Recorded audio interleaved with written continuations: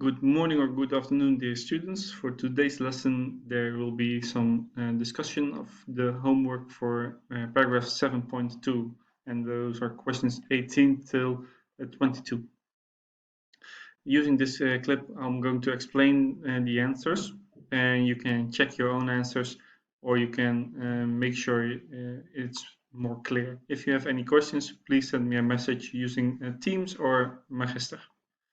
And here is the periodic table. It's quite important for answering these questions. So perhaps I'm going to skip sometimes back to this sheet so you can, or I can explain a little bit more about it.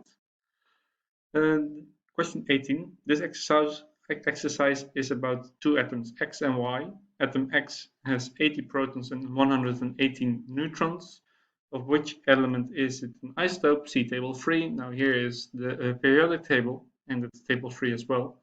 And because you see here number 80 and that's the atomic number, it is the atom it's mercury, and it's abbreviated with Hg. What is the atomic number of this element? It's number 80. Question B.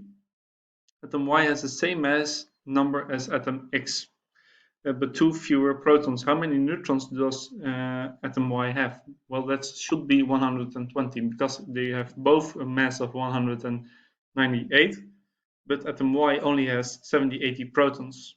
And because it's 78 protons, it is platina, Pt, and that is shown here. And they have the same mass. Question C. The isotopes from parts A and B have the same chemical properties? No, they are two different types of elements. Question 19, and you can skip question 19C. Explain why an uncharged particle is generated when a proton and an electron fuse. Well, a proton is positively charged and an electron negative, and combined they become neutral. Question 20, and that is perhaps a harder question, but if you make a ratio table, it's not that hard.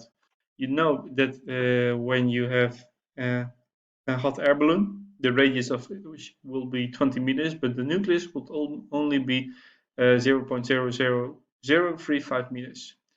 Well, and you have to recalculate it to 55 times 10 to the power minus 12. And first we recalculate it to 1 meter, so both sides are divided by 20. And then we multiply it by 55 times 10 to the power minus 12, and this will be about the answer. It is possible I've miscounted the amount of zeros because it was quite hard, but this it can be minus 18 or minus 20. I think this is about the right answer. Exercise 21. The lightest element in group F of the periodic table is copper. Write down two more elements that you can find in this group. That should be silver and gold, and you can see it in table 3, or you can see it over here.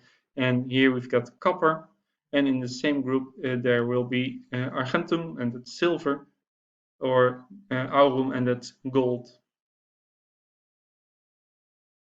And what are the same properties that these elements have? Well, they are both metals, they are all shiny, they conduct heat and electricity.